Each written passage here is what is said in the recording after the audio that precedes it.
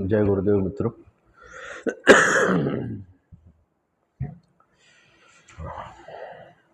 सुप्रभात। आज फिर से आप लोगों के साथ में उसी जगह से जहाँ से हमने अपने वार्ता को पिछली बार छोड़ दिया था। हालांकि उस दिन को आज तीसरा दिन बीत रहा है। ये 3 दिन थोड़ा सा मैं कुछ दूसरे कार्यों में व्यस्त रहा। हालांकि ये बात मेरे दिमाग में हमेशा बनी रही कि इस मुद्दे पर हमें बात करनी है और ये बहुत ज़रूरी है कि हम इस मुद्दे को पर बात भी करें और इस मुद्दे पर हम सोचें भी। जब तक हम स्वयं का चिंतन नहीं रखेंगे तब तक वैसी ही बात रह जाएगी कि हमने जाना तो सब, लेकिन जाना कुछ भी नहीं।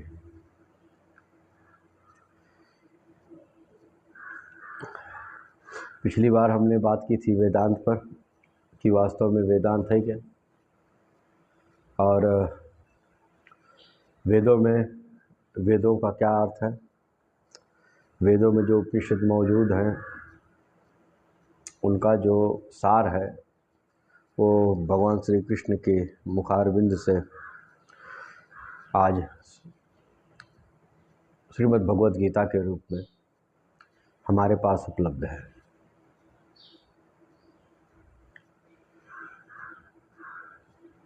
जैसा कि हमने पिछली बार भी बात की थी कि वास्तव में है क्या कि भारत की मिट्टी यह स्वयं आस्था से परिपूर्ण है। इसमें जन्म लेने वाला हर एक व्यक्ति भाग्यशाली है, क्योंकि इस मिट्टी में आस्था रची बसी है। आस्था का अर्थ ही है समर्पण। यही हमारी कमजोरी भी है और वास्तव में यही हमारी मजबूती भी है, क्योंकि हमारी मजबूती ही हमारी कमजोरी बनकर के आज हमारे समाज में दिखाई देती है, जिसकी वजह से धर्म का, अध्यात्म का जो स्वरूप हमारे समक्ष होना चाहिए वो रूप हम पा नहीं पाते। उस हिसाब से हम उसको ग्रहण नहीं कर पाते। दैट्स वाई कि आज समाज में इतने धार्मिक कृत्य होते हुए भी अधर्म का ही बोलबाला है। हमने बाहरी सुंदरता तो बना ली, परंतु हमारे अंतःकरण में जो निष्ठा, जो पवित्रता, जो समर्पण होना चाहिए, जो धर्म के प्रति बोध होना चाहिए, वो हमारे पास लगभग शून्य है। और इसी शून्यता की वजह से हम और अंधकार की तरफ भ्रमवश जाते जा रहे हैं।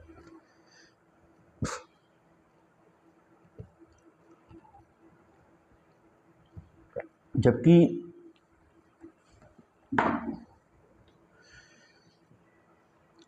Hinduism is rich but Hindus are poor. यही एक मिट्टी है जहाँ पर संतों ने, जहाँ पर ऋषि मुनियों में भिन्न भिन्न स्वरूप में उस ईश्वर को देखा, उसका अनुभव किया, और जब वो अपना अनुभव अपने शब्दों में इस समाज के समक्ष दे करके गए, तब ये विधि जो है एकाध दो पीढ़ियों तक तो सुरक्षित रही, परंतु फिर उसी अंधकार में हम डूबते चले गए। जो उसका सार था वो हमसे कहीं छूट गया, और जो उसका बाह्य आवरण रहा हम उसको ढोते रहे। यहाँ पर मैं किसी की निष्ठा पे सवाल नहीं उठा रहा, यहाँ पर मैं किसी की आस्था पे सवाल नहीं उठा रहा। मैं केवल बात कर रहा हूँ आपकी, बात कर रहा हूँ मैं व्यक्तिगत तौर पे अपनी, और बात कर रहा हूँ व्यक्तिगत तौर पर आपके लिए। कि यदि हमें धार्मिक जागृति इस अपने भारतीय समाज में लानी है, वास्तव में लानी है, तो हमें उस जगह को ढूंढना पड़ेगा, खोजना पड़ेगा कि ये लीक कहाँ से है, कि इतने धार्मिक कृत्य होते हुए भी हमारे अंदर चारित्रिक रूपांतरण नहीं हो पा रहा। इतने अनुष्ठान होते हुए भी जो तेज इस समाज में फैलना चाहिए था, जो प्रेम, जो भाव इस समाज में फैलना चाहिए था, हम सब उससे अछूते हैं। ये जो बातें मैं यहाँ पर कहूँगा वो मेरा अपना व्यक्तिगत चिंतन है, और ये बातें मैं यहाँ पर कर भी इसीलिए रहा हूँ कि आप इस पर गौर और फिक्र कर सकें। इसका मूल वही है कि योगेश्वर श्री कृष्ण जी ने गीता में कहा कि इस संसार में जो भी लोग किसी भी रूप में जो पूजा करते हैं, वस्तुतः वो मेरी ही पूजा करते हैं, उनकी श्रद्धा को मैं ही स्वीकार करता हूँ, परंतु वो उसे अविधि पूर्वक करते हैं और उसका भी फल मैं उनको देता हूँ। भोग के पश्चात उनके द्वारा किया गया परिश्रम, उनके द्वारा किया गया तप और स्वाध्याय फिर से जब जीरो हो जाता है, तब वो फिर से इस कर्म क्षेत्र में आकर के नए कर्मों को करने के लिए बाध्य होते हैं। ये पूरी बात जो है मेरी इसी मुद्दे पर है। बात क्या है, ये मेरे विचार हैं, और मैं ये चाहूँगा, एक चाह मेरी भी है इसके साथ ही, कि आप लोग इसे सुन करके बस एक साइड मत रख देना, रुक करके थोड़ा चिंतन करना, और उन तमाम उद्धरणों को जिनका मैं ईश्वर की कृपा से इसमें प्रयोग करूँगा, उनको आप चेक करके फिर एक बार उन पर आप चिंतन कर सकते हैं। पिछली बार हमारी बात आके रुकी थी कि हम ये कैसे फैसला लें कि हमें किसका भजन करना चाहिए। तो इसके लिए मैंने सबसे सटीक उदाहरण दिया था कि ब्रह्मा, विष्णु, महेश जी जिसका भजन करते हैं, जिस तरह से भजन करते हैं, का और तरह से, हम उस विधि पर गौर और फिक्र करें। उनकी लीलाएं हमारे अंदर उनके प्रति आस्था को तो पैदा करेंगी। ये आस्था जब हमारे अंदर पैदा होगी तो ये आस्था हमको समर्पण की तरफ लेकर जाएगी, जिसको कहते हैं शरणागति। परंतु शरणागति के बाद ये मुकम्मल नहीं हो गया। शरणागति के बाद भी और एक एक्शन है कि उनके आदर्शों को अपने जीवन में उतारना। अगर आप शरणागति हो, इसका मतलब अब आपका कुछ नहीं है, जो कुछ है उनका है। तो उनके जीवन में जो भी मानवों के लिए आदर्श रूप में स्थापित किए गए रूल्स एंड रेगुलेशंस हैं, हम उनको फॉलो करें। जो दिव्य है उससे हमको कोई लेना देना नहीं है, क्योंकि हम दिव्यता से अभी दूर हैं। तो वो आदर्श जो मानव स्वरूप में मानवों के कल्याण के लिए उसी क्षमता के साथ में जिन आदर्शों को आपने इस संसार में रखा, हम उसको अपने चरित्र में शामिल करने की लिए कोशिश करें। और यही वास्तव में समर्पण है। आपको माने, आपकी ना माने, ये कौन सा समर्पण। तो फिर हम इस बात पे ध्यान देंगे कि गौर और फिक्र करेंगे कि भजन किसका और कैसे। तो सबसे पहले तो इस बात को देखना है कि ब्रह्मा, विष्णु, महेश आप त्रिदेवों ने किसका भजन किया, किस तरह से किया।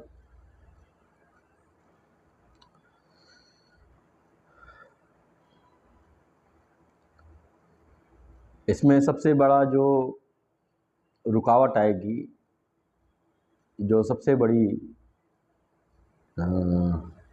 ऑब्स्टिकल आएगी, वो है जन्म के पश्चात हमारे हृदय में डाले गए इन्फॉर्मेशन, जानकारियाँ, और उन जानकारियों के फलस्वरूप पैदा हुआ हमारे अंदर भय हमें किसी भी प्रकार के नवीन चिंतन को करने से रोकता है। किसी भी प्रकार के चिंतन से प्राप्त हुए नए मार्ग को धारण करने में हमें भय महसूस करवाता है कि कहीं हमने ऐसा कर दिया तो ऐसा ना हो कि आफत गले पड़ जाए। तो हम बहुत डरे हुए हैं, हम सबसे डरते हैं, हमने पूरा जीवन डर के निकाला है। भले ही हम अपने आप को कह लें कि नहीं मैं डरता नहीं, लेकिन बेसिकली हर कोई हर एक चीज़ से डर रहा है। वो किसी भी प्रकार के बदलाव को स्वीकार नहीं कर पाता कि कहीं कोई अनिष्ट ना हो जाए। तो इस पर रुक करके इन बातों पे आप गौर फिक्र करिएगा। गीता जी में प्रभु श्री कृष्ण जी कहते हैं कि हे अर्जुन, मुझे प्राप्त होकर के मनुष्य जो है इस क्षणभंगुर जीवन, दुखों की खान जीवन को पुनः प्राप्त नहीं करता, बल्कि वह मुझे ही प्राप्त करता है। और जो मेरी बताई गई हुई पद्धति से, जो विधि पूर्वक है, उससे भजन और अभ्यास करता है, वो शाश्वत धाम को पा लेता है। गीता अध्याय 8 श्लोक 2। 8वें अध्याय में कहते हैं कि हे अर्जुन, ब्रह्मा द्वारा ये रचित जो संसार है वो मरण धर्मा है। अब इस पूरे संसार में सभी देवी देवता, सूर्य, आकाश, चंद्रमा, ऋषि मुनि, देवता, पितर, ये सभी आ जाते हैं।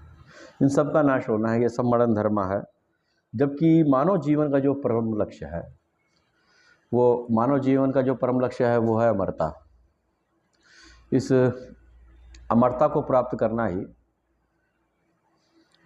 हमारे मानव जीवन का प्रमुख लक्ष्य है। तो जब देवता स्वयं अशाश्वत हैं, दुखों की खान हैं, तो यदि मनुष्य उनका पूजन करता है, उनका यजन करता है, तो उसको प्राप्त क्या होगा। और ये मेरे शब्द नहीं हैं, आप इसको अध्याय 7वें में उठाइए, ये साफ साफ लिखा हुआ है कि देवता जो है अशाश्वत हैं, दुखों की खान है, तो उनके पूजन से एक मनुष्य को क्या प्राप्त होगा।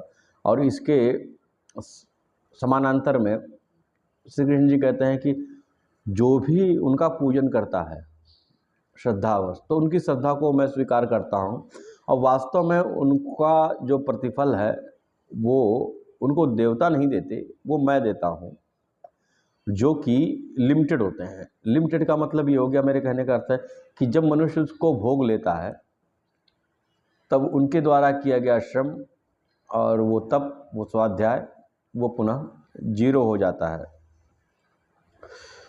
अध्यायों में ही शायद उन्होंने स्पष्ट किया कि देवताओं को पूजन करने वाले जो है वो वास्तव में मेरी ही पूजा करते हैं, मैं उनकी श्रद्धा को रिसीव करता हूँ, परंतु उनकी जो पूजा है वो अवैध पूर्वक है। अब इसकी विधि के बारे में बताते हुए प्रभु जी कहते हैं कि हे अर्जुन, जिस तरीके से जिस मार्ग पर चल करके परम कल्याण की प्राप्ति हो सकती है, परमार्थ की प्राप्ति हो सकती है, भागवत प्राप्ति हो सकती है, परम सिद्धि को मनुष्य पा सकता है, और जिस परमात्मा में ये चराचर जगत व्याप्त स्थिर है, उस परम तत्व की प्राप्ति किस तरीके से की जाए, और इसका निरूपण उन्होंने अध्याय 4 में किया कि किस तरीके से व्यक्ति जो है विधि पूर्वक इस तदर्थ कर्म को करके उस परम तत्व की प्राप्ति कर सकता है, और सांसारिक भोगों को भी प्राप्त कर सकता है। आपने वहाँ पर तो इतना कह दिया कि स्वर्ग की कामना करके भी जो व्यक्ति इस तदर्थ विधि को करेगा तो उसको स्वर्ग की प्राप्ति होगी, वहाँ की भोगों को वो प्राप्त करेगा, और उन भोगों के समाप्ति पर पुनः वो इस कर्म संसार में आएगा, और जहाँ पर उसने इस तदर्थ कर्म को रोका था, जहाँ पर ये उसका जीवन पूरा हो गया था, उसके आगे से वो पुनः अपने साधना में लग करके उस अमरता की तरफ बढ़ेगा। जबकि जब इसी चीज़ को अविधि पूर्वक किया जाता है तो उससे पुण्य अर्जित होता है, पुण्यों से जो है स्वर्ग की प्राप्ति होती है, वो भोग करता है, पुण्य सारे जीरो हो जाते हैं और पुनः वो एलकेजी में आ जाता है। ये दोनों का बीच का मेन फर्क है। अब इतनी स्पष्टता के साथ जब ये बता दिया गया है, शास्त्रों में मौजूद है, फिर भी अगर हम ना चेते तो प्रॉब्लम तो हमारी तरफ से ही है।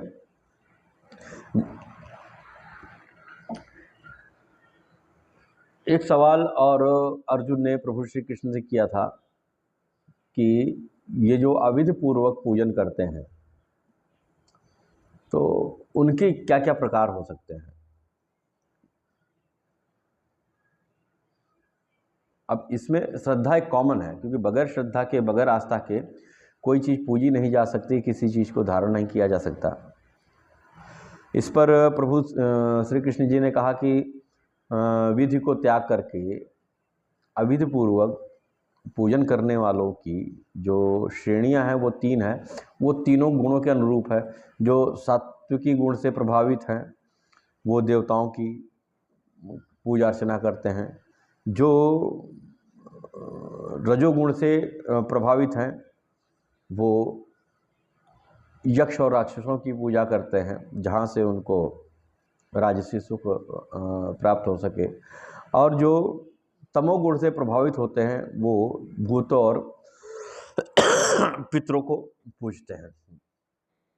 इन तीनों प्रकार के पूजन जो हैं, ये तीनों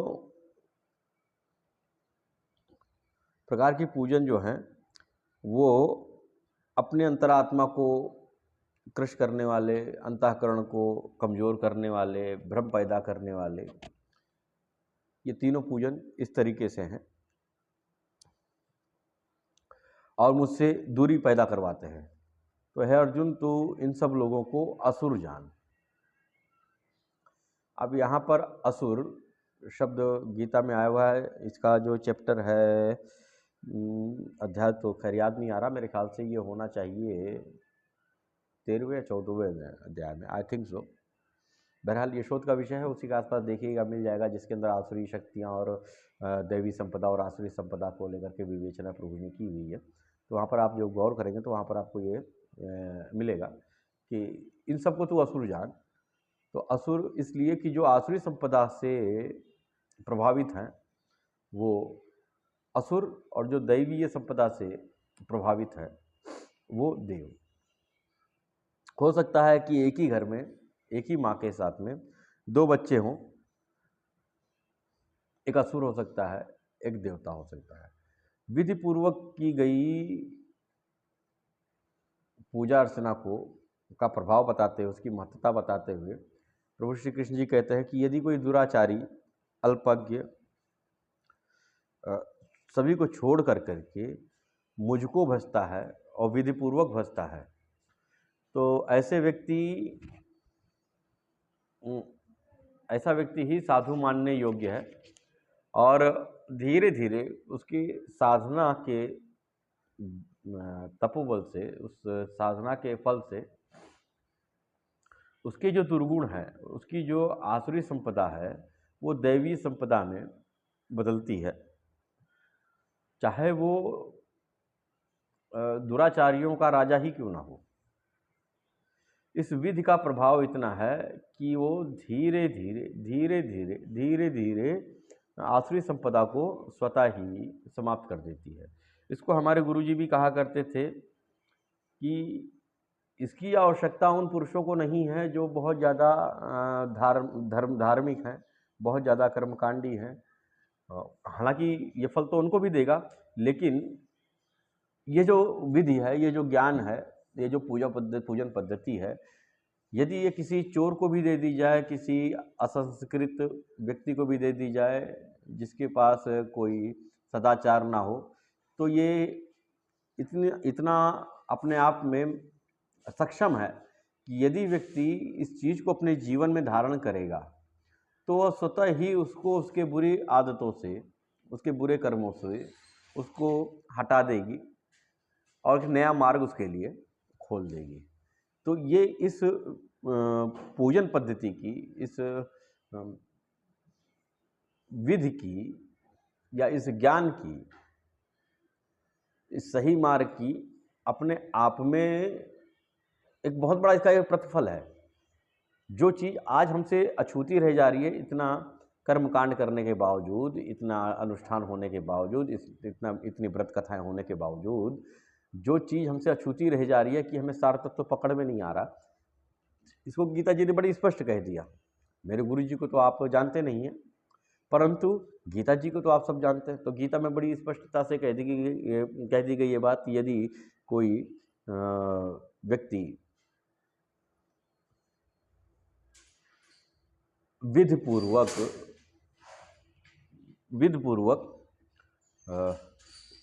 इस पूजन को करता है, तो वो दुराचारियों का सिरमौर ही क्यों ना हो,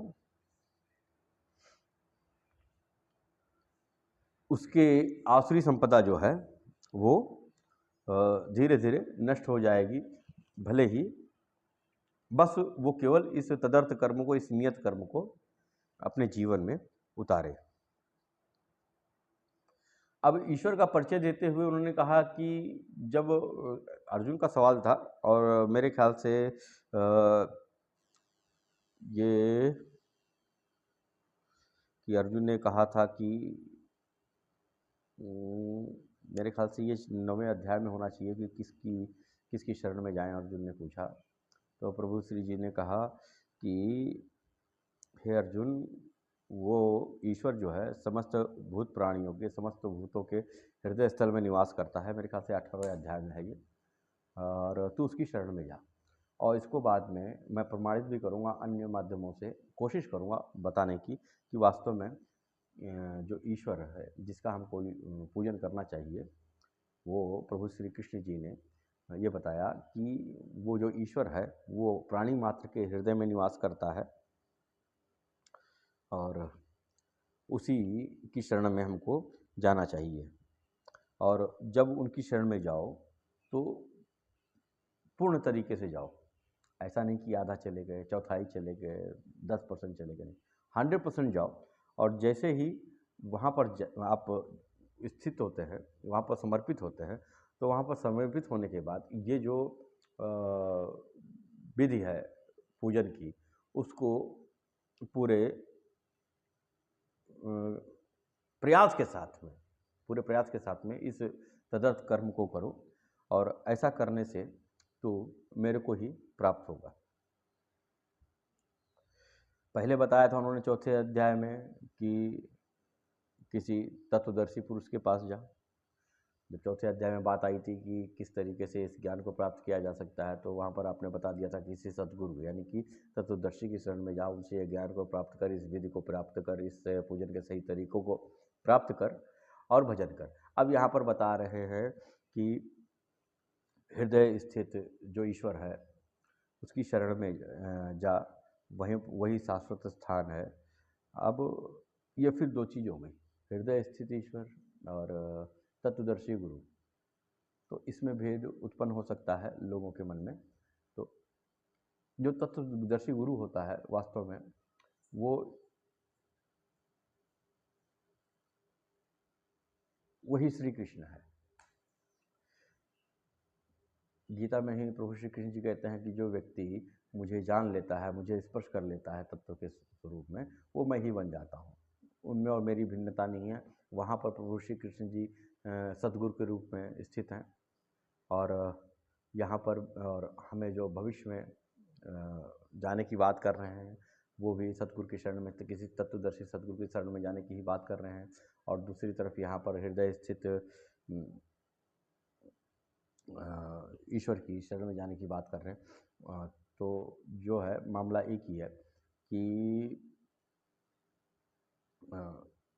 जो तत्वदर्शी गुरु होता है वो प्रभु श्री कृष्ण से अलग नहीं है। और किस तरीके से जान, अर्जुन को कहते हैं कि सारे धर्मों को त्याग करके, सारे प्रपंच को त्याग करके मेरी शरण को प्राप्त कर, मेरी शरण में आ जा और मैं तुझे इस प्रपंच से दूर कर दूंगा और तू मुझको ही प्राप्त करेगा, इसमें कोई शोक ना कर।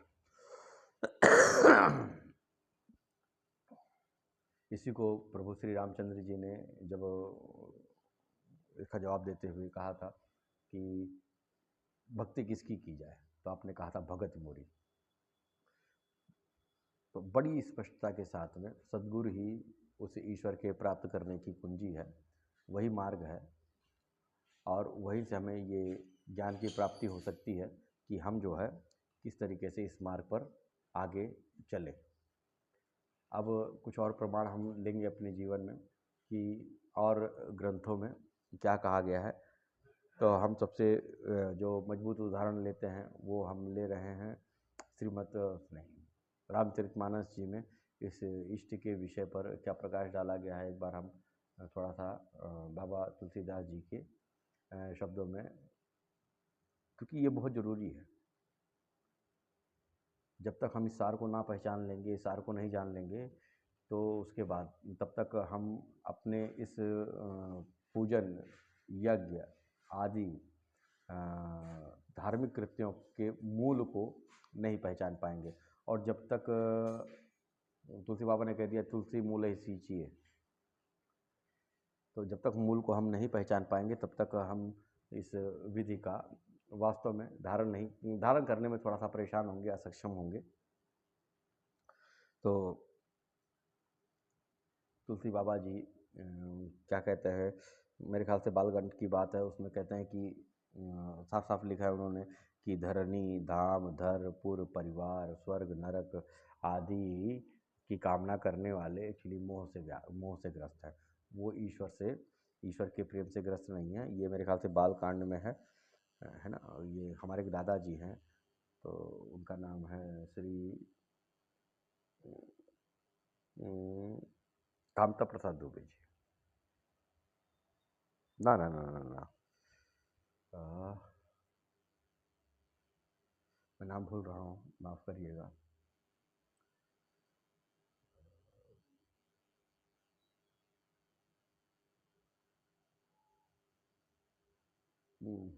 थोड़ा सा गड़बड़ है नाम में। तो ये जो है चीज़ें, अगर रामचरितमानस की कुछ भी चीज़ें मुझे प्राप्त हुई हैं, ये वो जब उनके पास मैं बैठता हूँ तो वो चूँकि वृद्ध आदमी हैं और ज्ञानी पुरुष हैं, तो वो कहते रहते हैं। तो जब कई बार ये जो छोटे छोटे संदर्भ मुझे पता चले, हालांकि पूरी चौपाई मेरे को नहीं याद है, लेकिन उस संदर्भ का थोड़ा थोड़ा सा आइडिया है मेरे को कि कहाँ पर ये तुलसी बाबा जी ने कहा।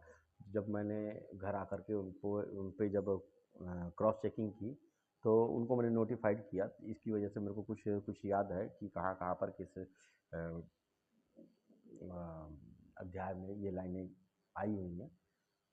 बहरहाल आप चेक कर सकते हो उसको, और मैंने तो उसको क्रॉस चेक करके देखा हुआ। यही तो मेरे लिए सबसे बड़ी बात होती है कि जब क्या कहते हैं, शास्त्रों में इतने सुंदर ढंग से, इतने स्पष्ट तरीके से लिख दिया गया है, फिर भी हमारे जीवन में ये भ्रम क्यों उत्पन्न होता है। यहाँ तक कि तुलसी बाबा ने लिख दिया जो लोग स्वर्ग की भी कामना करते हैं, ये भी मोह का ही एक प्रकार है। तो फिर परमार्थ क्या है? जब स्वर्ग की कामना और नरक से बचना भी मोह का ही एक शाख है, एक उसका पार्ट है, तो वास्तव में परमार्थ क्या है? तो इसी में ही आगे नेक्स्ट चौपाई में ही तुलसी बाबा जी ने लिख दिया है कि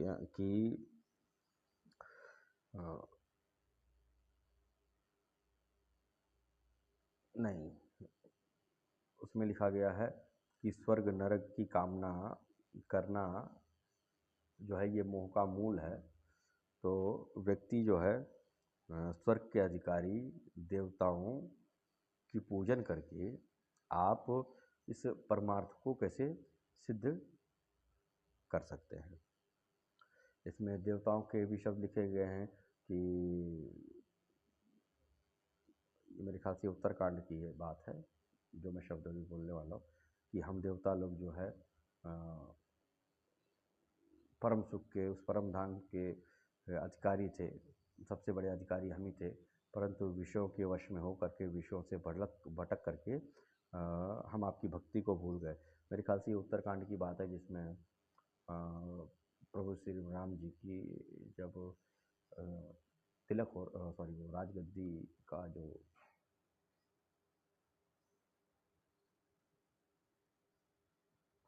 व्यवहार हो रहा था, ये उस समय की बात है। वो अगर श्लोक याद आ जाए तो बहुत अच्छी बात है, ये थोड़ा सा आसान हो जाएगा। हाँ, हम देवता परम अधिकारी, हम देवता परम अधिकारी, स्वार्थ रथ प्रभु भगत विसारी, कि हम देवता लोग बड़े ही अधिकारी थे, परंतु जो है अब चूँकि ये चीज़ उनको याद रहती है जो बार बार इसको रिसाइट करते हैं और वो कथा वगैरह करते हैं, तो उनको बोलना पड़ता है, अपने को बोलना नहीं पड़ता, बस समझ करके आगे निकल लिए, तो थोड़ी थोड़ी सी चीज़ें कभी कभी याद रह जाती है। बाकी श्लोक और छंद ये सब बात अपने दिमाग में समझ में नहीं आती, कि मूल तो ले लिया, अब उसको याद, कहीं तो लेक्चर देना नहीं है कि कहीं किसी को बैठ करके समझाया जाए। और इसको और स्पष्ट करते हुए कहते हैं कि भगवत पथ में अगर कोई रुकावट है, और ये हम अपनी तरफ से भी समझ सकते हैं अगर हम गौर व फिक्र करने का हिम्मत रखें तो आपने कहा कि यदि भगवत प्राप्ति में, भगवत पथ में, इस परमार्थ के मार्ग में अगर कोई रुकावट है तो वो देवता ही हैं, नारद ही नहीं, जितने भी संत हैं, जितने भी ऋषि मुनि हैं और जो इस मार्ग पर अग्रसर हुए, तो देवताओं ने हमेशा उन्हें गिराने का प्रयास किया, हमेशा रुकावट वहाँ पर उन्होंने डाली है। अब ये रुकावट डाली क्यों? ताकि उनका जो क्षेत्र है, उनको जो स्थान प्राप्त हुआ है, जो उनको राज्य प्राप्त हुआ है, वो राज्य उनसे क्षीण ना हो जाए, उनसे दूर ना हो जाए।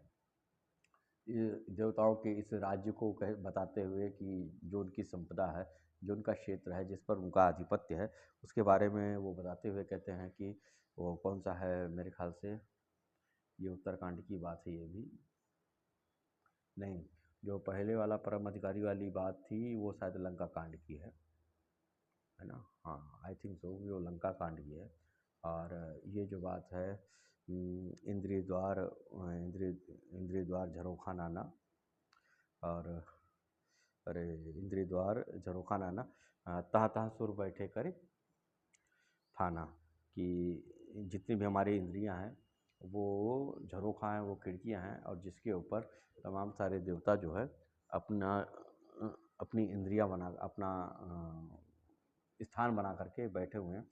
और जब वो विषय को आते हुए देखते हैं, विषय रूपी जाल को आते हुए देखते हैं, तो वो उनको देखते हुए उस द्वार को खोल देते हैं, और जहाँ से मनुष्य के अंदर विषयों के प्रति जिज्ञासा और ज़्यादा तीव्र हो जाती है, और वो उसको प्राप्त करने के लिए, उसको भोगने के लिए लालायित हो जाता है। और ये शायद उत्तरकांड की बात है ये, जिसके अंदर मैंने अभी चौपाई बताई कि इंद्रिय द्वार झरोखा नाना, इसको आप गूगल करोगे तो आपको मिल जाएगा, और उसका एक्सप्लेनेशन भी हो सकता है आपको मिल जाए। और इनके क्रम को भी बताते हुए, इनका एक जो बताते हुए उन्होंने कहा है कि ये जो देवता हैं, अंतःकरण है, जीवात्मा है, तो ये जो एक क्रमबद्ध तरीके से है, और एक ही प्रकाश, एक ही ईश्वर इन सबको प्रकाशित करता है। जैसे कि विषय हैं, इंद्रियां हैं, और इंद्रियों के देवता हैं, मन भी उसमें शामिल हो गया, हमारे अंतःकरण भी इसी में ही आ गए, फिर जीवात्मा है। तो ये जो है एक ही चैतन्य शक्ति द्वारा सारी प्रकाशित होता है, उसी का प्रसाद इनको मिलता है, और ये चैतन्य होते हैं। ये बालकांड की बात है, ये वर्णन जो है बालकाल में, कि इनकी अपनी कोई स्वतंत्र सत्ता नहीं है। तो उस मूल परमात्मा का आप चिंतन करें, जिसके प्रकाश से, जिसके चैतन्य से, जिसके तेज से ये जो जड़ चीज़ें हैं ये भी, या अस्तित्वहीन चीज़ें हैं, ये भी प्रकाशित हो रही हैं। तो ऐसे देवता जो खुद अशाश्वत है, जो खुद हमेशा अपने को प्रॉस्पेरिटी में रखने के लिए, संपन्नता में रखने के लिए, स्वर्ग का अधिकारी रखने के लिए हमेशा झंझट और बवाल में फंसते रहते हैं, हमेशा परेशान रहते हैं, तो ऐसे देवताओं के शरणागति जाने पर आपका कैसे उद्धार होगा? एक जो पहले से ही मांगता है, आप उससे मांग रहे हो, तो आपको कम से कम भोग तो मिल जाएंगे, वो भी ईश्वर की, उस मूल ईश्वर की कृपा के अनुसार मिल जाएंगे, क्योंकि सारे श्रद्धा को स्वीकार करने वाला, सारे श्रद्धाओं को स्वीकार करने वाला वही एक है, और वो आपके श्रद्धा के अनुसार आपको फल देता। तो ये चीज़ें तो आपको मिलेंगी, परंतु वो जो परम लक्ष्य है मनुष्य का, इस नश्वरता से अमरता की तरफ का, वो चीज़ आपको नहीं मिलेगी। आपकी पूरी मेहनत, आपका पूरा जप, आपका पूरा तप, जब आप उन भोगों को प्राप्त कर लोगे, फिर से जीरो हो जाएगा। इन देवताओं के बारे में कहते हुए वो फिर से कहते हैं कि जो स्वयं बह रहा है वो आपको कैसे पार उतारेगा। अतः देवतागण भी जिनसे मांगते हैं, वो जिसकी मुश्किल पड़ने पे वो जिसकी शरणागति को पकड़ते हैं, आप उन भगवान को पकड़िए। वापस देख लीजिए, यदि हम चिंतन करें कि वास्तव में हमें शरणागति किसकी लेनी है, तो आप जब गौर व फिक्र करोगे, जब आप ध्यान दोगे, मैंने पहले भी कहा था कि शास्त्रों को सर पे लाद लेना, उनके दोहों को याद कर लेना, मेरे को चौपाइया नहीं याद है, मेरे को दोहे नहीं याद है, प्रसंग याद है क्योंकि वो इस वक्त मेरे को और याद करना पड़ रहा है, रिकलेक्ट करना पड़ रहा है, दैट्स वाई मैं थोड़ा सा उलझन में। लेकिन जहाँ तक मेरा ख्याल है, ये सारी चीज़ें जो मैंने आपको बताई है तथ्य, वो प्रमाणित है, आप उनको क्रॉस चेक करिएगा, है। तो शास्त्रों में सारी चीज़ें मौजूद हैं, और सिंपल सा एक चीज़ है, बाबा तुलसीदास जी ने कहा कि जिनसे देवता मांगते हैं, जब मुश्किल पड़ने पे वो जिसकी शरणागति में जाते हैं, आप उनकी शरणागति में जाओ। आपको अन्यत्र कोई प्रयास करने की ज़रूरत नहीं है। जब रावण ने सारे देवताओं को इकट्ठा करके एक जगह पर आधिपत्य कर लिया, उनके ऊपर होल्ड कर लिया स्वर्ग पर, तो ऐसी स्थिति में क्या कहते हैं, देवता परेशान हो गए। अब बोले कि अब इस स्थिति को कैसे निकाला जाए, रावण तो इतना तेजस्वी है, इतना बलशाली है, उसने तो हमें परास्त कर दिया, हमारा जो स्वर्ग का राज्य है वो भी ख़त्म हो गया, तो और हमारा परिवार जो है रावण के यहाँ पर कैद हो गया है। ये सारे देवता भाग गए थे, एक गुफा में जाकर के छुप गए। अब रावण इतना प्रतापी था, इतना तेजस्वी था कि वो जान तो रहा है वो कि इस गुफा में गए हैं, सारे देवता इसी में छुपे हुए, परंतु वो गुफा में प्रवेश नहीं करता है। ये उसका अभिमान था, वो अभिमानी तो था ही, वो उसी अभिमान का प्रतिफल है कि उसके कुल का नाश हुआ। तो उसने कहा कि इस गुफा में घुसने के लिए मेरे को अपने सर को झुकाना पड़ेगा, और रावण सर नहीं झुकाएगा। तो उन्होंने देवताओं को बंधक नहीं बनाया, उनको उसी के अंदर पड़े रहने दिया, और आया उनके बंधु बांधवों का, उनके परिवार का हरण करके उसने उन्हें बंधन कर लिया, उनके परिवार वालों को बंधन में रख लिया। अब बात फिर यही पहुंची कि देवताओं ने बाद में विचार किया, जब हमारा परिवार ही नहीं है तो हम ईश्वर का भोग लेकर करेंगे क्या। तो वो सब जो है रावण के पास पहुँचे, तब रावण ने उनको अपनी सेवा में रख लिया। जब सेवा में रावण के सारे देवी देवता मौजूद हो गए, क्योंकि प्रताड़ित तो थे ही, तब वो सब इकट्ठे हुए और ये कहा कि यार कुछ तो करना पड़ेगा हमें, ताकि हम इस परेशानी से आउटकम हो सकें, इस परेशानी से बाहर हो सकें। तो सबने अपने अपने मत दिए, सबने अपनी अपनी बातें रखी, और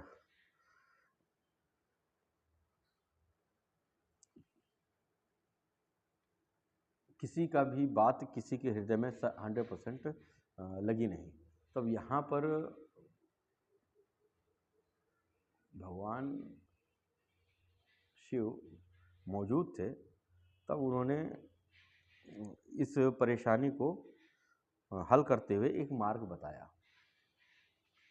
कि अब हमें किसी की शरणागति में जाने की ज़रूरत नहीं है। कोई देवता बैकुंठ चलने के लिए बोल रहा था, कोई ब्रह्मा जी के पास चलने के लिए बोल रहा था, लेकिन प्रभु शिव ने वो अवसर दे करके, ये काफ़ी मशहूर चौपाई है रामचरितमानस की। और वास्तव में जो चीज़ें, ये की पॉइंट है, वास्तव में की पॉइंट है, इसलिए मेरे को चौपाई याद भी रह गई कि उन्होंने कहा, हरि व्यापक सर्वत्र समाना और प्रेम ते प्रकट हुई में जाना। और आगे की लाइन क्या है, मेरे ख्याल से बालकांड की है, और आगे है, अब देख लीजिएगा, उसमें कोई याद नहीं आ रहा। हाँ, उसका मीनिंग मेरे को मालूम है। तो भगवान शिव ने कहा कि भगवान जो है हर व्यापक सर्व कण कण में व्याप्त है, और वो प्रेम से उस जगह से वो प्रकट हो सकते हैं, और ऐसे सब जगह से अपने मन को समेट करके, इसकी जो आगे वाली लाइन का जो अर्थ है, तो वहाँ पर यह था कि ऐसे अपने इंद्रियों को, अपने हृदय को सब जगह से समेट करके उस एक ईश्वर के, उस एक परमात्मा के जो सबका मूल है, उसकी भक्ति में लगा दो, उसकी शरणागति में लगा दो, और वो ऐसा करने से तुरंत प्रकट हो जाएंगे। तो अब जिन देवताओं को ये तक नहीं पता कि वो अपना कल्याण कैसे करें, अपना हित कैसे करें, तो ऐसे देवताओं के शरण में जाने से हमको किस चीज़ की प्राप्ति होगी। मैं वापस से समझिएगा इस चीज़ को, मैं ये नहीं कह रहा कि हमको अपने कर्मकांडों का त्याग करना है। हमें हमें केवल अपने शास्त्रों को, अपने इन संतों की वाणियों को जो हमारे पास उपलब्ध है, उनको आधार बना करके एक सही विधि की खोज करना है, ताकि हम जो है सही मार्ग पर चल करके उस अमरता को, उस परम तत्व को प्राप्त करें। होता ये है ना कि आज कल बचपन से ही हमारी माताएं जो हैं अगरबत्ती पकड़ा देंगी, और ये अगरबत्ती पकड़ाने के बाद, भैया आप ये अगरबत्ती यहाँ पर लगाइए, इस पेड़ पे लगाइए, इस जड़ पे लगाइए, इस भीट पे लगाइए, ये पर्टिकुलर संत हैं इनको लगाइए, ये देवी देवता हैं इनको लगाइए। बचपन से ही जो ट्रेनिंग मिलती है वो हमें भ्रमात्मक मिलती है, और हम वास्तव में एक सही माध्यम का आकलन नहीं कर पाते कि हमारी भलाई वास्तव में किस जगह पे है। जबकि यदि हम शास्त्रों की बातों को समझने की कोशिश करें, उसे अपने अंदर उतारने की कोशिश करें, तो हम स्वयं इस चीज़ को पाएंगे कि जिन देवताओं को अपनी खबर नहीं, वो अपनी सुरक्षा नहीं कर सकते, वो अपने हितों की लिए परेशान हैं और किसी की शरणागति ढूंढ रहे हैं, तो इनकी शरणागति पे जाने पे हमें क्या लाभ? जो खुद दीन है, वो हमारे लिए क्या लाभ करेंगे? तो होशियारी यही है, समझदारी यही है कि हम वो पकड़ें जहाँ से जिसकी शरणागति को वो पकड़ते हैं। और ये काम जो है हम बच्चों के साथ में करते हैं, जो कि बहुत ही गलत है। हम बच्चों को संस्कार दें, अच्छे कर्मों की, अच्छे सद्बुद्धि दें। बचपन से ही हम उनके दिमाग में भर भर के इन चीज़ों को इतना एक जड़ता में उसको लाके खड़ा कर देते हैं कि जब उसका कभी बुद्धि जागती भी है, वो इन चीज़ों के प्रति सोचने की भी कोशिश करता है, तो उसके अंदर डर महसूस हो जाती है, एक भय महसूस होता है कि जो परिपाटी इतने लंबे समय से चली आ रही है, वो उसको तोड़े तो तोड़े कैसे? और कहीं न कहीं उसके हृदय में, क्योंकि अपने स्वार्थ पे हर व्यक्ति मैंने कमज़ोर देखा है, और ये संसार है अपने स्वार्थ, वही पुरुष है, उसी के अंदर पौरुष है, जो अपने स्वार्थ पर भी मजबूत खड़ा हो। अब जब स्थिति ऐसी आती है कि वो विवेकवश इन शास्त्रों के माध्यम से कुछ चिंतन भी करता है, तो इतना भय, इतना डर उसके अंदर रहता है कि वो एक नए मार्ग पर सोच ही नहीं सकता कि इस मार्ग पर चलने पर भी हमें हमारा परम कल्याण हो सकता है। यदि वो सोचे, वो चिंतन करे, तो हमारे शास्त्र स्वयं इस बात के प्रमाणित हैं। तो माताओं बहनों से और अपने तमाम भाइयों से मैं यही प्रार्थना करूँगा कि हम उनको संस्कारवान करें, हम उनको चरित्रवान करें, हम उनको आदर्शवान करें। परंतु इस तरीके की जो भ्रमात्मक शरणागति है, भ्रमात्मक समर्पण है, उसको वैज्ञानिक ढंग से हम उनको समझाने की कोशिश करें कि इसको हमें क्यों करना चाहिए। ठीक है। अब यही स्थिति जरा एक बार और गौर करते हैं। हमने तो बाबा तुलसीदास जी के कुछ श्लोकों को देखा, देवताओं की क्या पोजीशन रही। अब जरा इसको हम एक एक उदाहरण से और समझने की कोशिश करते हैं। इसके दो उदाहरण मेरे को पूरे रामचरितमानस में मिले तो 3-4 उदाहरण हैं, लेकिन 2 उदाहरण बड़े सटीकता में है। भरत जी का भी एक प्रसंग है, कालभूषण महाराज जी का भी एक प्रसंग है, माता कौशल्या जी का भी एक प्रसंग है, और माता सीता माता का भी एक प्रसंग है। तो हम 2 ही प्रसंग पर चर्चा करेंगे, या कभी बह गए तो अच्छी बात है। माता सीता जी जब धनुष यज्ञ हो रहा था, बड़े बड़े भूपति आए थे, बड़े बड़े ताकतवर लोग आए थे, राजा वगैरह आए थे। तो जब सीता जी ने वहाँ पर प्रभु श्री राम जी के कोमल स्वरूप को देखा, उन राजाओं को देखा, और देखा कि ये राजा भी जो है उस धनुष को हिला तक नहीं पा रहे हैं, तब इनके मन में डर पैदा हुआ। तब आपके मन में एक भय पैदा हुआ, अधीर उठी वो कि अब क्या होगा। तब वो उन्होंने ये आपको मिल जाएगा मेरे ख्याल से बालकांड का ही है, ये भी बालकांड में ही है कि अब जब उन्होंने वो देखा तो उन्होंने पहले तो शिव और पार्वती जी को मनाया, आंख बंद किया कि हे पार्वती, हे भवानी जी, आप प्रसन्न होइए और इस काम को पूर्ण करवाइए। हो प्रसन्न महेश भवानी, मेरे ख्याल से चौपाई का जो लाइन है वो यही है, हो प्रसन्न महेश भवानी।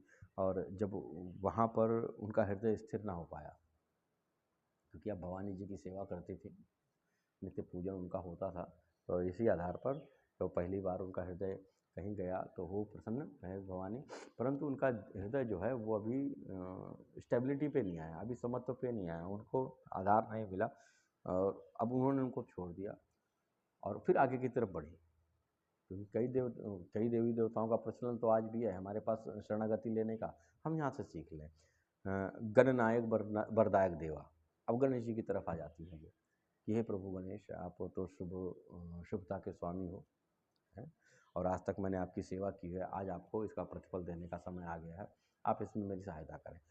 ये कहने के बाद भी उनके हृदय में वो संतुष्टि नहीं जागी। फिर उन्होंने कहा कि अब जितने भी देवतागण थे, क्या लाइन है, सुर मनाव धर धीर, बड़ी धीरज के साथ में उन्होंने तमाम सारे देवताओं को मनाने लगे कि आप लोग को मैंने आज तक पूजा है, आप लोगों की सेवा की है, तो आप जो है मेरी सहायता करें। परंतु ये भी होने के बाद महेश भवानी जी से प्रार्थना कर लिया उन्होंने क्या कहते हैं, गणेश जी की शरणागति चली गई, और तमाम देवताओं को वो मनाने लगे। परंतु अभी भी उनके हृदय में हल्कापन नहीं आया, उनके हृदय में संतुष्टि नहीं आई। ऐसी स्थिति पैदा होने पर उन्होंने सारी देवी देवताओं से अपने चित्त को हटा लिया और अपने हृदय स्थित एक परमात्मा के प्रति वो शरणागति में आई। बालकांड में मेरे ख्याल से ये भी बालकांड में ही है, विवाह का मामला आप लोग चेक करिएगा, और इसमें जो लाइन मेरे ख्याल से ये है, तो भगवान सकल उर्वासी, तो भगवान सकल उर्वासी। आप इसको गूगल भी करेंगे तो ये मेरे को शायद इसमें एक आध शब्द आगे पीछे भी हो सकते हैं, तो बालकांड लिख दीजिएगा साथ में, तो भगवान सकल उर्वासी। वो मैं उस ईश्वर की, उस परमात्मा की शरणागति लेती हूँ जो सबके हृदय में वास कर रहा है। तो वहाँ पर उन्होंने कहा कि यदि मेरा प्रेम और प्रभु श्री रामचंद्र जी में मेरा प्रेम, मेरी शरणागति सच्ची है, तो वह भगवान जो हमारे हृदय में वास करते हैं, मैं आपकी शरणागति लेती हूँ, वो मुझे प्रभु श्री रामचंद्र जी की दासी बना दे। और उसके बाद की जो चौपाई है वो और भी महत्व है, कृपा निधान राम सब जाना, मेरे ख्याल से यही है ना। यहाँ पर उस मूल तत्व को अब यहाँ पर जो जिस कृपा निधान राम की बात हो रही है, वो नाम भेद में ना पड़िएगा, क्वालिटी भेद में जाइएगा। हालांकि मैं इसमें दुविधा नहीं पैदा करने चाह रहा, क्योंकि प्रभु श्री रामचंद्र जी ने कहा कि भगत मोरी, परंतु यहाँ पर चीज़ों को बहुत अच्छी तरीके से समझना है तो उस पर आप चिंतन करिएगा। तो कृपा निधान राम सब जाना, और उसकी कृपा से जब ये प्रार्थना ही हो रही थी तो प्रभु श्री राम ने बस धनुष उठाई और तैक्षण राम उसी वक्त ही, ये लाइन है कि उसी वक्त ही जैसे ये प्रार्थना हुई उसी वक्त राम जी ने धनुष को तोड़ दिया। तो ये गीता जी माता सीता जी का एक उदाहरण है। और इसी तरीके का एक उदाहरण माता कौशल्या जी का देता हूँ कि जब राम जी का राज्याभिषेक होने जा रहा था तो माता कौशल्या बड़ा प्रसन्न हो गई, तो उन्होंने सारे देवताओं का आवाहन किया और ग्राम देवता को, तमाम सारे नाग गंधर्व स्वरूप यानी कि देवताओं का उन्होंने उनके भाग को देते हुए, उनका जो भोग था उसको देते हुए उनका पूजन किया। जब उनका पूजन हो गया तो अब जब देवताओं का पूजन किया तो देवताओं की तरफ से इनको सपोर्ट मिलना चाहिए, इनको आशीर्वाद मिलना चाहिए कि जाओ ये कार्य होगा। परंतु ठीक ये बात हो रही है अयोध्या कांड की, ठीक उसके ऐन उलट क्या हुआ कि ये सारे देवतागण भाग के गए कहाँ, माता सरस्वती जी के पास, और ये रिक्वेस्ट किया कि हे माता जी हमारे ऊपर बड़ी विपत्ति आ गई, कि हमने तो ये आशा लगा के रखी थी कि प्रभु श्री रामचंद्र जी जो है वो रावण का वध करेंगे, वो यहाँ आएंगे रावण से युद्ध करने और हमें बचाएंगे। अब ये जो स्थिति आ रही है तो हम तो फंसे हुए हैं, तो आप कुछ ऐसा कृपा करिए कि इससे प्रभु रामचंद्र जी का राज्याभिषेक ना हो। अब देखिए दो चीज़ें हो गई, एक जगह पे माता कौशल्या जी ने उस राज्याभिषेक के निमित्त इनका पूजन किया, इनका बलि दी, इनका भाग दिया, लेकिन दूसरी तरफ अब जो प्रारब्ध में है, जो होना है प्रभु की कृपा से वो तो हो रहा है, परंतु मैं बात यहाँ पर ये कर रहा हूँ कि देवताओं के दिमाग में क्या चल रहा है। उन्होंने उस राज्याभिषेक को रुकाने के लिए बड़ा ही प्रयास किया, और यहाँ तक कि वो माता सरस्वती जो है क्या कहते हैं, उन्होंने इस पर उन देवताओं के प्रति बड़ी हीनता महसूस की। एक चौपाई इसमें भी है कि उन्होंने देवताओं के स्वरूप को देखा तो बड़ी क्या बोलते हैं हीनता महसूस की, और फिर भी उन्होंने उनको अभय दान दिया और बोला ठीक है अब मैं कोई ना कोई रास्ता आप लोगों का निकालती हूँ। तो उस समय जो क्षुद्र बुद्धि था, बहुत ही लंपट बुद्धि जिसको मैं मान लूँ, माता मंथरा, तो माता मंथरा को उन्होंने अपने प्रभाव में लिया और उनके जीवा से माता कैकेयी के हृदय का परिवर्तन किया, और जहाँ से पूरी लीलाएं शुरू हुई। प्रभु श्री रामचंद्र जी का राज्याभिषेक रुका और वो वानप्रस्थ की तरफ गए। यहाँ पर जो ध्यान देने वाली बात है, माता जी के द्वारा की गई पूजन, उनके द्वारा दिया गया भोग, परंतु उसके बावजूद उन्हीं देवताओं ने मिल करके प्रभु श्री रामचंद्र जी के खिलाफ उस वनवासी वाले प्रोसेस को पुशअप किया। यहाँ पर जो प्रारंभ में होना था वो तो हो गया, बात देवताओं की मानसिकता की है, किस तरीके से वो स्वार्थपरायण होकर के, किस तरीके से वो केवल अपने लिए सोच रहे हैं।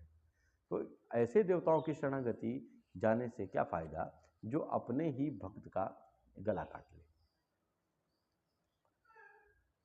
यही एक क्या कहते हैं एक एग्जाम्पल और मिलता है महाराजा मनु का। जब उन्होंने तपस्या की प्रथम बार, तब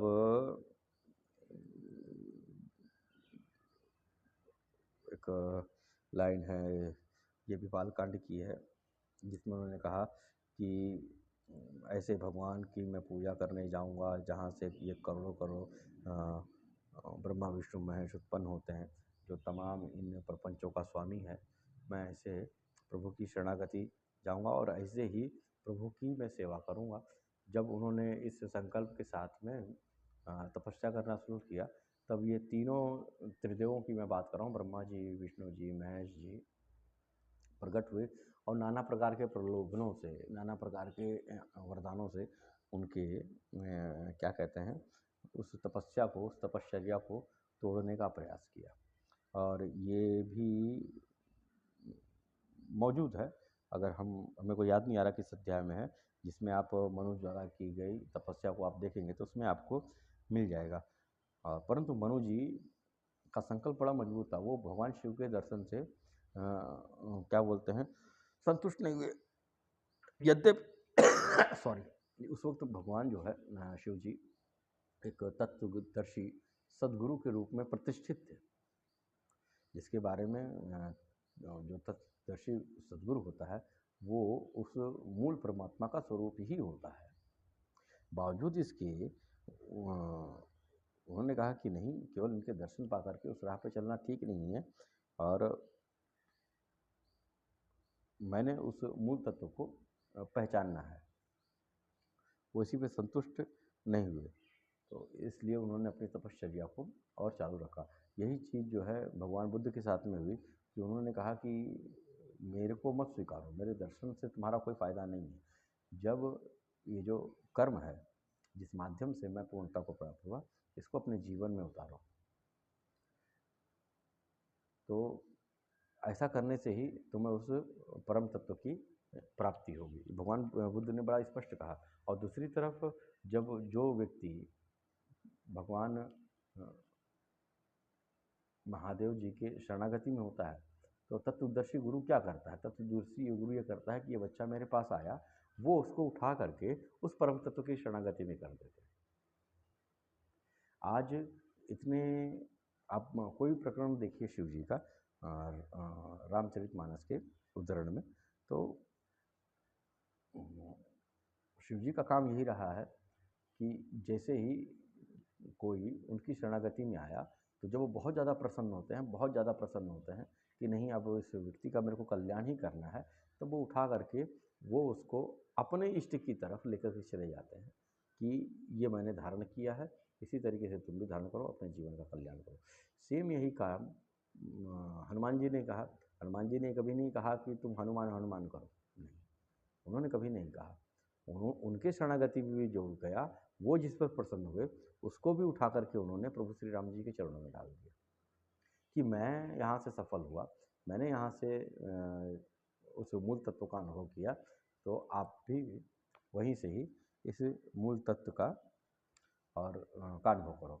और मेरे ख्याल से चौपाई लिखी है बाबा तुलसीदास जी ने, मेरे ख्याल से ये भी उत्तरकांड में ही है कि शिव सेवा कर फल सुत होई, शिव सेवा कर फल सुत होई, अविरल भगत राम पद होई, समथिंग ऐसा हो सकता है कि कुछ डिफरेंट होगा, लेकिन मेरे ख्याल से उत्तरकांड की बात है, उत्तरकांड की बात है। अब जो इतने एग्जाम्पल्स देते देते, यही उदाहरण काकभूषण जी का भी आता है। वो शिव जी के बड़े भक्त थे, बड़े भक्त थे, तो शिव जी ने कृपा करके उनको श्री राम जी की शरणागति में लगा दिया, जिसमें उनको भ्रम भी पैदा हुआ, और फिर बाद में उस भ्रम का निराकरण भी हुआ, और वो राममय हो गए। इस प्रकरण को हम सभी लोग अच्छी तरीके से जानते हैं। अब सोचिए कि जो इतने बड़े बड़े मंदिर हैं तमाम सारी देवताओं के, मनु जी ने केवल दर्शन मात्र को संपूर्णता नहीं समझी, तो इन मंदिरों का क्या औचित्य जब तक वो हमें वास्तव में सही मार्ग ना दिखा दें, उस परम तत्व, उस ईश्वर के जो कण कण में व्याप्त है, उसकी शरणागति में हमको ना पहुंचा दें। तो इन मंदिरों में तो होना ये चाहिए था कि वहाँ पर जो भी श्रद्धालु जाते हैं, वो उन तत्वदर्शी पुरुषों का, जो अपने समय के सदगुरु रह चुके, उनका दर्शन करें, प्रेम पूर्वक दर्शन करें, उनकी लीलाओं को सुने, उनके आदर्शों को जीवन में स्वीकार करें, और ख़ास तौर पर उस विधि पर ध्यान करें जिस विधि को प्राप्त करके उन्होंने टीचिंग्स अपने जीवन को सफल बनाया, और होना भी यही चाहिए। इसके इतर अगर हम जा कर के किसी भ्रमात्मक सिचुएशन में यदि हम डाले जाते हैं, तो वही होगा कि हमने एक कर्म तो किया, परंतु वो उसका हमें पुण्य मिलेगा, पुण्य से हमें स्वर्ग मिलेगा, स्वर्ग में हम भोग करेंगे, और भोग करने के बाद फिर से शून्य हो जाएंगे, और पुनः यानी कि जो नश्वरता है, हम नश्वरता में ही रह जाएंगे, उस अमृत को प्राप्त नहीं करेंगे। तो उनके प्रति जो श्रद्धा थी वो ठीक है, श्रद्धा ठीक है, वो अपेक्षित है, क्योंकि उन्होंने एक समाज में आदर्श स्थापित किया और किसी काल में साधना करके उन्होंने परमात्मा स्वरूप की प्राप्ति की थी। अपनी पीढ़ी के लिए वो सद्गुरु थे। तो हमारे गुरुजी बताते थे, डॉक्टर, गुरु और एक व्यक्ति कोई था, डॉक्टर, गुरु, ये वक्त का होना चाहिए। डॉक्टर बैठा हुआ है तो वक्त का हो, डॉक्टर बैठे आपकी नब्ज को पकड़े, बीमारी जाने। किताबों में मौजूद है फलाना डॉक्टर ने ऐसा कहा था, इस ढंग से ऐसा होना चाहिए, नहीं, वो गलत है, हम आइडेंटिफाइड ही नहीं कर पाएंगे। इसी तरीके से गुरु भी वक्त का होना चाहिए, सदगुरु भी तत्व। ये अगर आपके अंदर ईश्वर प्रेरणा से ऐसी जिज्ञासा जानी है तो ये आप, यही आपका स्वाध्याय है कि आप उसको तलाशिए। और आप नहीं खोजोगे, गुरु आपको स्वयं खोज लेगा, लेकिन इस तत्व को आधार रख करके, इस परिपाटी को आधार में रख करके आपका संकल्प तो होना चाहिए, आपके अंदर उसके प्रति जिज्ञासा तो हो। ऐसे सद्गुरुओं के लिए ना तो उनका पूजा का विधान है, क्योंकि जब हम ऐसे सद्गुरुओं की पूजा करते हैं तो पुनः हम अविधि पूर्वक वाले कैटेगरी में आ जाएंगे और फिर से उसी पुण्य और स्वर्ग और भोग वाले माध्यम को हम प्राप्त कर लेंगे। हाँ, ये ध्यान देने वाली अवश्य बात है कि उन्होंने अपने जीवन काल में किस परिपाटी का, किस माध्यम का से साधना की थी, जिससे उनको इस परम तत्व की प्राप्ति हुई थी। तो हम उस मार्ग को अपने जीवन में सीखें। यदि हमें कोई जागृत पुरुष, कोई जागृत तत्वदर्शी सद्गुरु मिल जाता है, जैसे काकभूषण महाराज जी शिव जी की शरणागति हुए थे, तो इस तरीके से वो सद्गुरु जो है हमें संभाल करके, विधि विधान से दीक्षित करके उस परम तत्व की तरफ, वो रोकेगा नहीं अपनी तरफ, वो उस परम तत्व की तरफ आपको अग्रेषित कर देता है कि अब जा करके आप साधना करिए।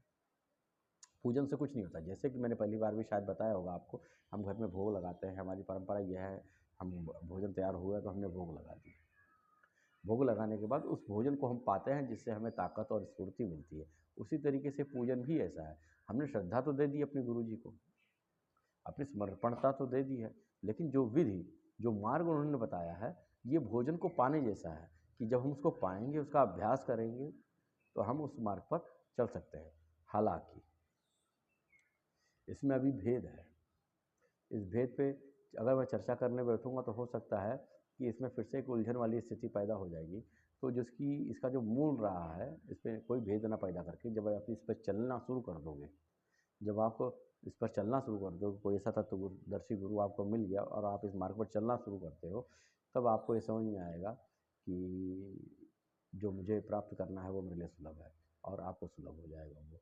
इस मुद्दे पे और गहराई से नहीं, बस इतना मैं कहूँगा कि जो पूजन कार्य आप उस स्वाध्याय में लगाते हो सुबह सुबह, पूजन करने में 1.5-1.5 घंटे, 2-2 घंटे, ठीक है, आप उनको श्रद्धा सुमन अर्पित कीजिए, उनके आदर्शों पे निगाह करिए, फिर उन्होंने अपने जीवन में किस प्रकार की साधना की थी, वो जो 1.5 घंटा लगा रहे हैं आप, उसको आप उस स्वाध्याय में लगाइए, उस अभ्यास में लगाइए, इसी से आपका भला होना निहित है।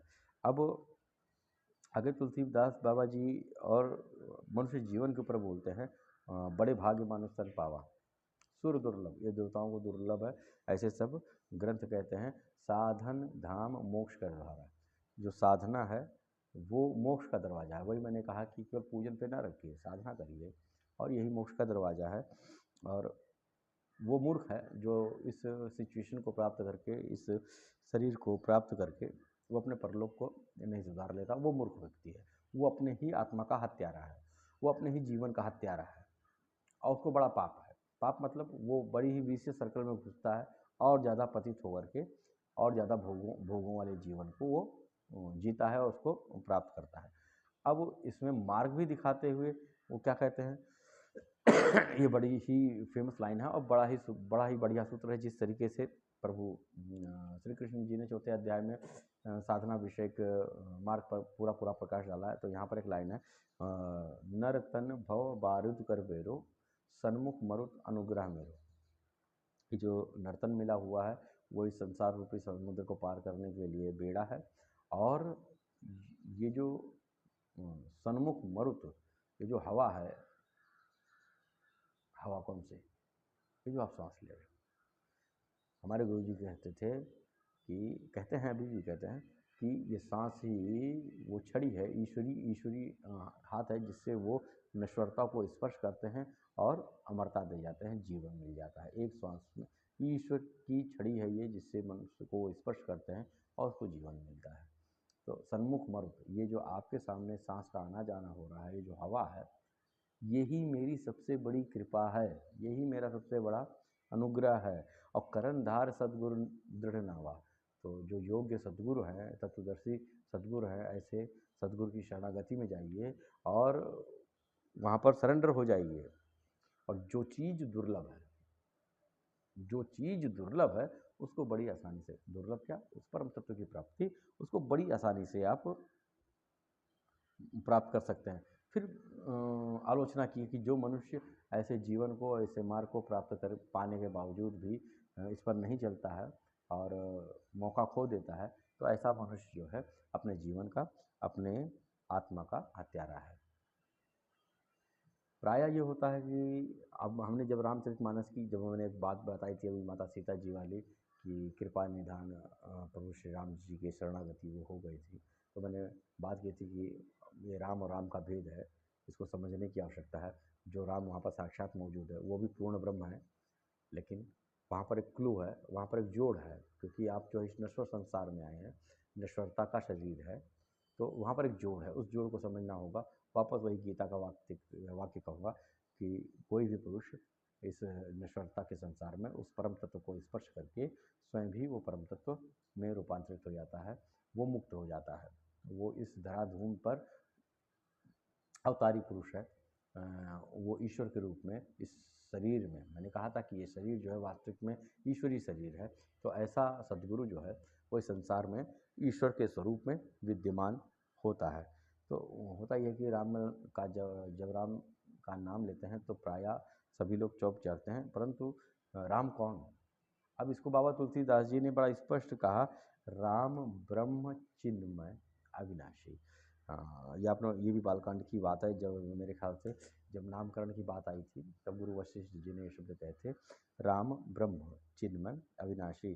जो व्यापक हैं, जो चिन्मय हैं, प्रत्येक कण में हैं, जो अविनाशी हैं, वो प्रभु श्री राम है।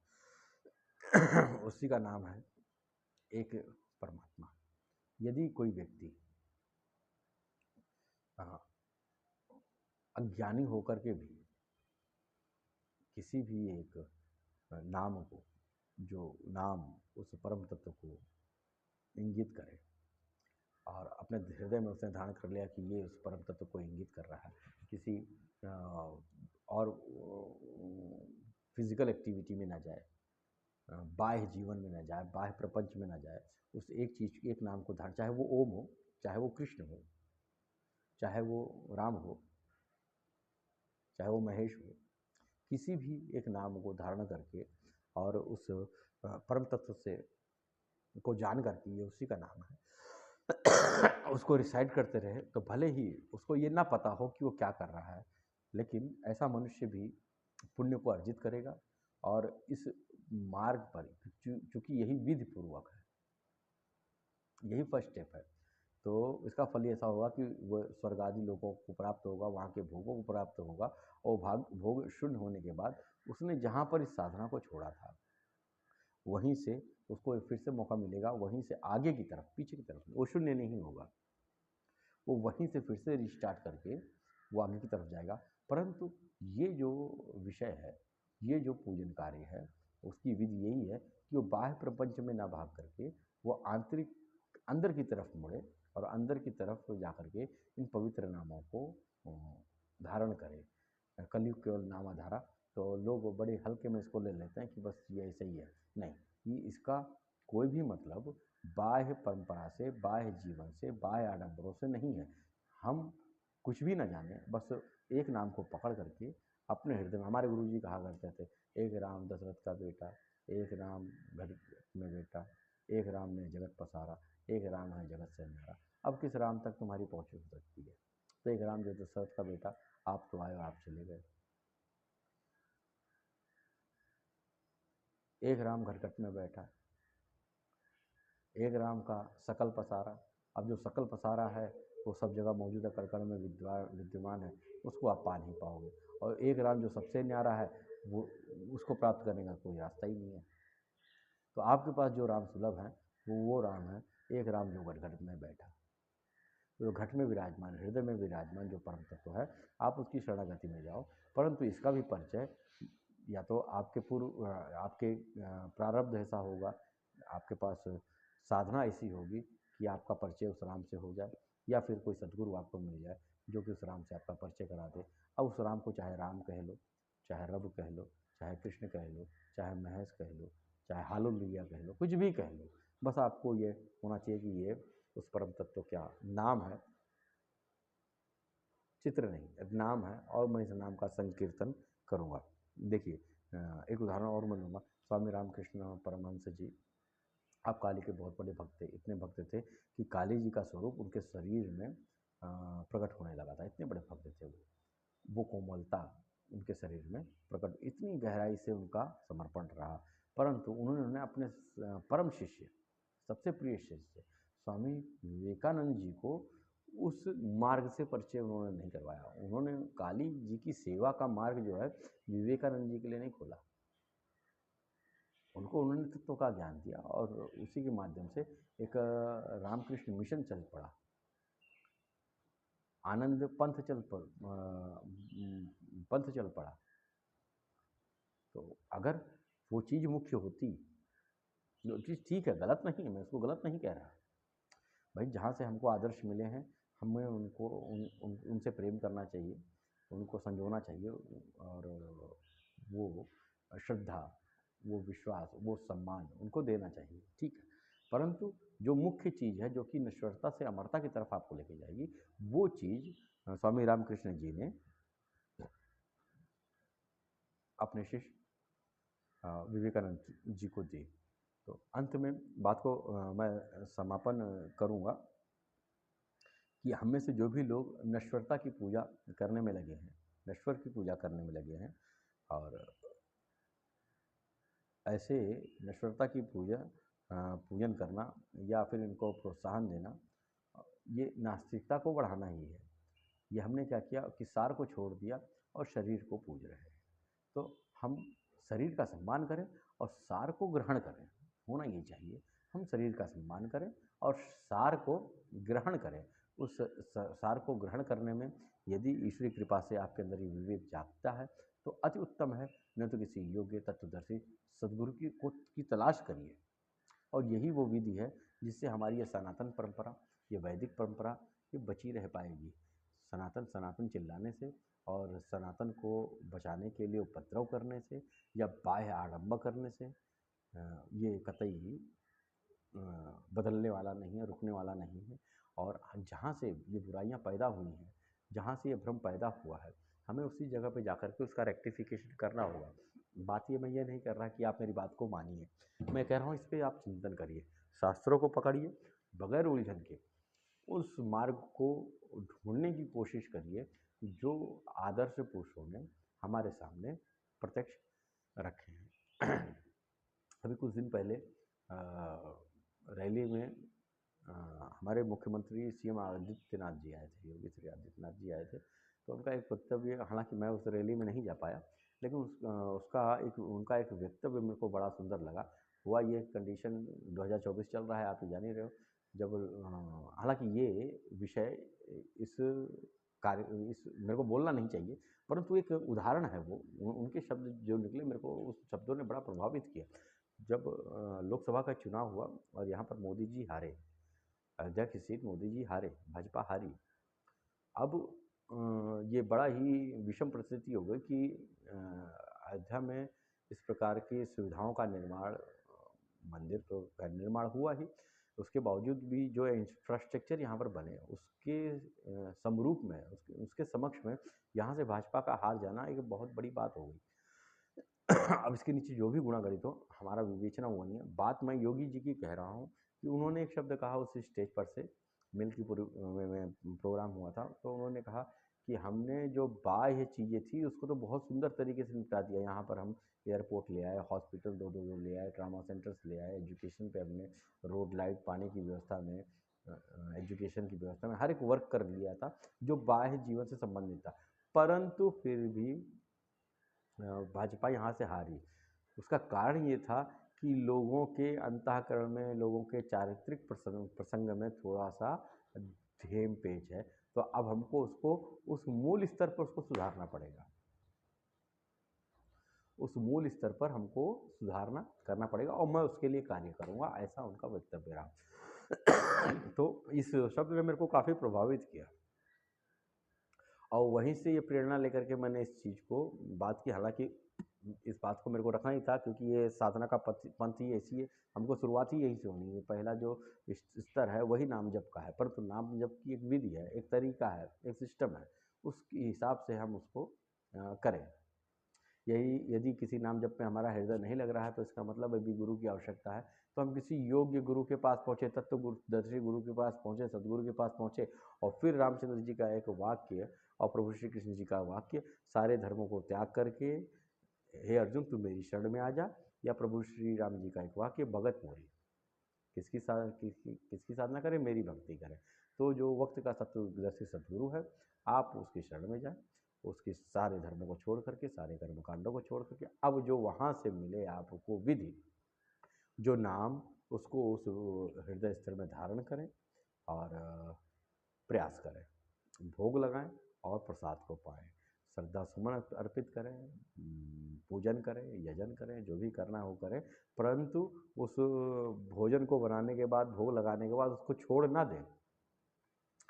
भोग लगाने में कितना टाइम लगता है? जल हाथ में लिया 3 बार, 3 सेकंड, 4 सेकंड, 5 सेकंड, हाथ जोड़ लिया, बस श्रद्धा है थी। लेकिन उस प्रसाद को पाएं, अगर पाओगे नहीं तो प्रॉब्लम है, फिर कोई मतलब ही नहीं है। आप स्वयं प्रत्यक्ष जो चीज़ सैद्धांतिक है, वो सहज है, वो हमको अपने आम जीवन में दिखाई देगी। सहज तो बहुत ज़्यादा ये एल्जेब्रिक या केमिस्ट्री या फिजिक्स का इक्वेशन नहीं है कि इसको बड़े ही जटिलता से हमको सॉल्व करना है। ईश्वर का मार्ग जो है वो सहज और सरल है, क्योंकि हम इतने विचारों से भरे हुए हैं बचपन से ही कि हमें सहजता में तो दिखता ही नहीं। तो सहजता यही है कि आप श्रद्धा सुमन को, सेवा को अर्पित करें और प्रसाद को पाएं। अब प्रसाद को पाने का तरीका यह है कि उसमें आप भोजन उठाते हैं, खाते हैं, एक प्रयास है, वो एक तरीका है, वो उसी तरीके से जो विधि आपको गुरु जी ने दी है उसको अभ्यास करें और अपने जीवन को सफल बनाएं। ये पहला स्तर इस तरीके से अपने पूर्णता की तरफ आगे जाएगा। तो आज के लिए बस इतना ही। मैंने कोशिश की कि आपकी चेतना में, आपके चित्त में एक पत्थर मार करके हलचल पैदा कर सकूं कि आप जो है चिंतन करें, और कुछ उदाहरण भी मैंने रखे, उनको फिर से एक बार पढ़ें, उन पर फिर से चिंतन करें और जो सार प्रकट होकर आता है उसके अनुरूप आप काम करके अपने जीवन को सफल बनाने का प्रयास करें। निश्चरता से अमरता की तरफ पहला कदम। आप सबका समय शुभ हो और हम फिर से धर्म से उठ करके सनातन की तरफ आए। बस शेष है अगले भाग में, इस बात के संक्षेप में फिर से हम उस दिन बात करेंगे और दूसरे चरण की चर्चा करेंगे।